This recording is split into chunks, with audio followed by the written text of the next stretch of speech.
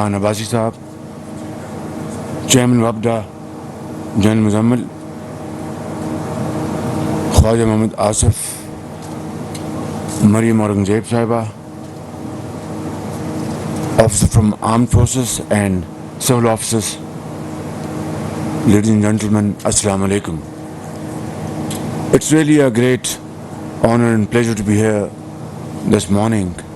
I'm very sorry to bother you on during this month of Ramadan, but our work and our responsibility carry huge, very huge and honest task we have to undertake. And thank you very much for your time and your concern.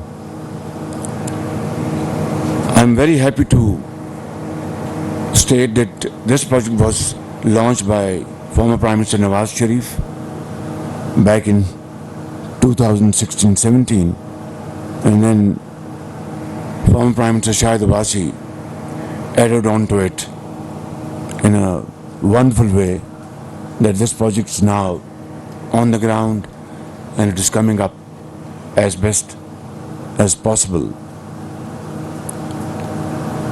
General Muzammal, Chairman Wabda, I used to name him as a live wire because I had a short spell of interaction with him and some of the problems were resolved very speedily.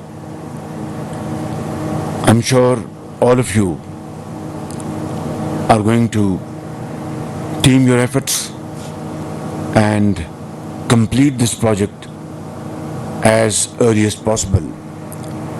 Obviously, I can understand gigantic tasks ahead of you. This terrain and weather, access to the area is not easy. And then, of course, financial matters also equally important, if not more. I have gone through these slides and I'm satisfied that you are able to raise funds from international market through Eurobond and Sukuk and other instruments. But then this is, for the time being, for the dam side. I think it is equally important to start thinking of the powerhouse. And there you earn money, not on dam. Dam will help Pakistan's economy immensely, irrigate our lands and have other very important aspects attached to it. Controls sedimentation and flash floods, etc. This is extremely important for our economy. And above all is irrigating our lands and providing opportunity to grow more agricultural produce and make Pakistan prosperous and progressive. But then what about the powerhouse? I would suggest that since it carries profits, so international investors should be encouraged to come forward and bid for the powerhouse so that we can start this powerhouse in tandem with the dam side. And I would suggest that the best bet would be cooperate with CPAC if possible, or seek financial support from Exim Bank China, and then of course explore other potential investors, but then do it very speedily, because unless we start power generating project, this project would be incomplete in every sense of the word. So I would be very grateful if Chairman Wabda is able to look into this aspect quickly, and whatever you need from the federal government will be there to support you. I'm not here to make any political speech today because we have enough other ample opportunities to say the truth and expose, unfortunately, what has happened in the last 3.5 years. But I must say and appreciate this teamwork, which is doing uh, a wonderful job. It's a Chinese, it's a combination of Chinese company and FWO. I'm sure it's a wonderful combination, and this combination will certainly deliver this project on time. But I will still insist and persist that please go into the timelines again and see where we can cut corners, and if we can advance this date from 2029 to, let's say, 2026 or 2027, it will be a miracle we would have been able to achieve. And this is possible. Nothing is impossible in this world, provided we put our act together and move forward in unison. I'm sure you will be able to find space to advance this project by at least 2 years. मैं आखिर में आप सबका, चूँकि यहाँ पर कुछ foreigners बैठे थे, मुझे अंग्रेज़ी में बात करनी पड़ी, लेकिन मुझे उर्दू में बात करनी चाहिए थी, मगर चूँकि उनको भी कुछ समझ में आ जाए कि मैं क्या कह रहा था, तो मैंने कुछ अंग्रेज़ी में बात की. मैं आप सबका बेहद शुक्रगुजार हूँ कि आप बड़ी मेहनत से इस मंसूबे के लिए काम कर रहे हैं. ये मंसूबा अल्हम्दुलिल्लाह हमारी PMLN की हुकूमत मियाँ नवाज शरीफ की लीडरशिप में इस मंसूबे का आगाज़ किया गया, और पहली किस्त में जो लैंड एक्वायर करनी थी उसके लिए फ़ंड्स PMLN की हुकूमत ने जारी किए, और उसके नतीजे में लैंड एक्वायर की गई. मुझे इल्म है और मुझे बताया भी है जब वहाँ आ रहे थे कि उस एक्विजिशन में ख़ासे प्रॉब्लम्स थे और उसमें काफ़ी टीडियस इश्यूज़ थे, जिनको बड़ी अच्छे तरीके से रिजॉल्व किया गया, और फिर शाहिद अब्बासी साहब ने इस सारे प्रोसेस को पूरी इसकी सपोर्ट की और उसको ताकत पहुँचाई. और उसके बाद अब ऑन ग्राउंड काम शुरू हो चुका है. यकीनन जिस तरह आपने बताया कि यहाँ पर 9 शहादतें हुई हैं और 72 लोग कोविड की वजह से अल्लाह को प्यारे हो गए, तो इन तमाम मुश्किलात और आफात के बावजूद आज यहाँ पर ज़िंदगी नज़र आती है, तो ये मैं समझता हूँ कि बड़ी खुश आइंद बात है. और इस मंसूबे को हम अगर अब बड़ी यानी पूरी इज्तिमाई क़ुव्वत और इज्तिमाई बसीरत के साथ आगे लेकर चल सकें, तो एक बहुत एक शाहकार होगा, पाकिस्तान के तारीख़ में एक माइलस्टोन होगा. डैम यकीनन पाकिस्तान की ज़िंदगी को तवानाई बख्शने के लिए बहुत एक अहम एक मंसूबा है. और जिस तरह आपने तफसील में बताया, मैं उसमें नहीं जाऊँगा कि किस तरह 125-30 मिलियन एकड़ फीट जो पानी यहाँ से गुज़रता है सालाना, उसमें से हम बमुश्किल 25-30 मिलियन एकड़ फीट बचा पा रहे हैं. इससे बड़ी इस कौम के साथ ज़्यादती क्या हो सकती है. और इस हमाम में हम सब नंगे हैं. 75 साल में यही कुछ होता रहा, चाहे वो सियासी जमहूरी हुकूमतें थीं या डिक्टेटरशिप थी.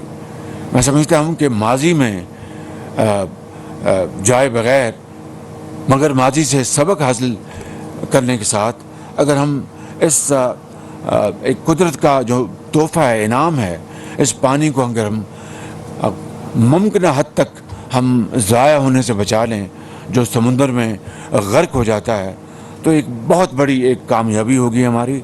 और इसके लिए ये डैम एक बहुत एक बड़ा अहम रोल अदा करेगा. नीचे दासू डैम जो है वो भी इंशाल्लाह, वो अनफॉर्चुनेटली वहाँ पर स्टोरेज नहीं है. It is just generation through run of the water the river. तो ये हमें ये कैपेसिटी, स्टोरेज कैपेसिटी न सिर्फ हमें बहुत पाकिस्तान की ज़िंदगी में एक तवानाई लेके आएगी, बल्कि तरबेला डैम को भी सेडिमेंटेशन से बचा के, जिस तरह आपने बताया कि 35 साल उसकी उम्र में इजाफा होगा. लेकिन दिस इज़ नॉट एनफ. आपको ये جو کیسکیڈنگ جو ہے اس میں آپ کو مزید آپ ہم غوطہ زن ہوں. یقیناً وقت لگے گا, وسائل درکار ہیں, ہمارے پاس وسائل نہیں ہیں. میں ماضی میں جس طرح میں نے کہا نہیں جھانکنا چاہتا. پچھلے 6 دن سے جب سے میں اللہ تعالیٰ نے مجھے اس ملک کا خادم چنا ہے, میں دن رات جب میں لیتا ہوں پریزنٹیشن, چاہے وہ فائنانس منسٹری کی ہے, چاہے وہ پاور کی ہے, چاہے وہ پیٹرولیم کی ہے, چاہے وہ یعنی رونگٹے کھڑے ہو جاتے ہیں کہ کس طریقے سے ہمیں اپنے ان 3.25 سالوں کو ضائع کیا. ایک مثال ہے کہ ہماری یہ ہائیڈل پار تو ابھی نہیں آئے گی, وہ تو اب جب گلیشیئر نیچے آئیں گے, برفیں پگھلیں گی, تو پھر یہ آپ کا 6-7 ہزار میگا واٹ جو ہے وہ انشاءاللہ جنریٹ ہوگا.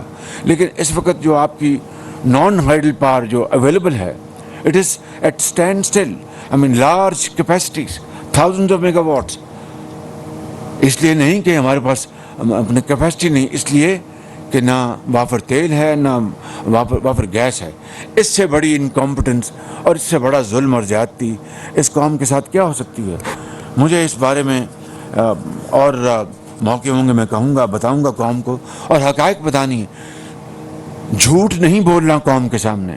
میں اس دن اس ملک کا خادم نہیں ہوں گا جس دن خدا نے مجھ سے, میرے منہ سے جو قوم کے جو حقائق ہیں اچھے یا برے, وہ میں نے ان کو ٹوسٹ کرنے کی کوشش کی اور ان کو ایک غلط رنگ دینے کی کوشش کی. نہ میرے یہ خمیر میں ہے, نہ میں نے یہ سیکھا, نہ یہ کام کروں گا انشاءاللہ. اچھی باتیں بھی حقائق کے ذریعے آئیں گی, اور خدا نہ خواستہ کوئی مشکل باتیں, خراب باتیں بھی حقائق کے ساتھ آئیں گی. آخر میں جو سوشل فرنٹ پہ جو کام آپ کر رہے ہیں وہ یقیناً وہ بڑا اچھا ہے. آپ نے کیڈٹ کالج بھی بنایا چلاس میں, اور آرمی پبلک اسکول بھی بنایا آپ نے. جو وہاں پر کمی مجھے آئی جنرل صاحب وہ ہسپتال کی. You must have a proper hospital in Chilas, جو نہ صرف اس پورے خطے کے لیے, وہ ہمارے مریض ماؤں بہنوں اور بیٹوں کے لیے ایک میں آج بھی جانتا ہوں یہاں پر گلگت میں the first scanning machine, MRI machine was donated by the government of Punjab. میں جب خادم تھا پنجاب کا تو میں نے گلگت میں وہ مشین دی, وگرنہ اسکین کرنے کے لیے لوگ راولپنڈی جاتے تھے. This is a fact, harsh and hard as it is, but this is a fact. مگر اتنا یہ اربوں خربوں کا آپ یہ منصوبہ بنا رہے ہیں, تو یہاں پر اگر پراپر ہسپتال نہیں ہے, چھوٹی موٹی dispensary is not a solution of the problem of the area. یہاں پر جب آگے آپ چلیں گے تو ہزاروں انجینئرز آئیں گے یہاں پر, اپنا ورکرز ہیں, ٹیکنیشینز ہیں, ان کے لیے آپ نے ایک ہسپتال اگر پراپر نہ دیا جو کہ علاقے کے لوگوں کے لیے بھی کام آئے اور یہاں کے اس منصوبے کے لیے بھی کام آئے, تو یہاں پر آپ اس کی اسٹڈی کر لیجئے کہ وہاں پر 200 بیڈ کا ہسپتال چاہیے, fully occupied and run by experts. ان کو ظاہر it's easy said than done, اس جگہ پر رہنا کوئی آسان کام تو نہیں ہے, لیکن اس کے لیے ساری ہم تدابیر سوچیں گے. تو آپ مجھے فی الفور بتائیے گا کہ یہاں پر 200 بیڈ کا, 150 بیڈ کا, 300 بیڈ کا ہسپتال, یہاں پر چیف سیکرٹری بیٹھے ہیں اور ان کے آفیسرز بیٹھے ہیں, مل کے مشورہ کر کے with in 1 week please come to me and let me know کہ یہ کتنی کیپیسٹی ہونی چاہیے. تو گورنمنٹ آف پاکستان انشاءاللہ will fund this hospital for not only for this project, for this entire area. ہمارے غریب بچوں, بزرگوں, جوانوں کے لیے, ماؤں کے لیے, یتیموں کے لیے, اور یہ فری اسپتال ہوگا, فری ادویات اور فری علاج یہاں پر انشاءاللہ ہوگا. آخری بات, آپ نے بابو شاہ ٹاپ کی ٹنل کی بات کی, یہ یقیناً اس کا بڑا فائدہ ہوگا, اور ٹریفک جو ہے جو چلتی ہے وہ آپ اس کو ڈائیورٹ کریں گے, اور ٹنل کے ذریعے آپ سارا سال جب برفیں بھی پڑی ہوں گی تو ٹنل کے ذریعے آپ اپنی ٹرانسپورٹ, آپ اکوپمنٹ کو آپ ٹرانسپورٹ کریں گے, لوگوں کو کریں گے. تو I think it's a very crucial project, and thank you very much for highlighting this important element of the entire paraphernalia. تو اس کے لیے میں ان پرنسپل اعلان کرتا ہوں کہ ہم یہ ٹنل بنائیں گے. 12 کلومیٹر کی ہے, 13 کلومیٹر کی ہے. اس کے لیے آپ اسٹڈی تیار کریں. انشاءاللہ اس ٹنل کو ہم انٹیگرل پارٹ اس کا حصہ بنائیں گے. اس سے اس منصوبے کے لیے بے پناہ سہولت ہوگی. جو عام ٹریفک ہے وہ دوسرے راستے جائے گی اور جب سڑکیں بند ہوتی ہیں موسم میں وہ ٹنل کے ذریعے آپ آئیں گے تو I think this is very important crucial I think project. اس کو آپ انٹیگرل پارٹ اس کا حصہ بنائیں اور میں سمجھتا ہوں کہ اس کا بہت فائدہ ہوگا. ان الفاظ کے ساتھ میں آپ سب کا ایک مرتبہ پھر شکریہ ادا کرتا ہوں.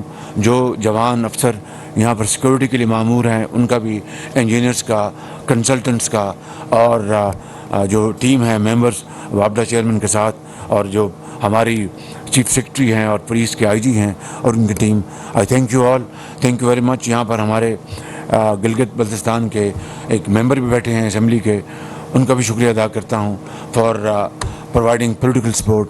God bless you. پاکستان زندہ باد.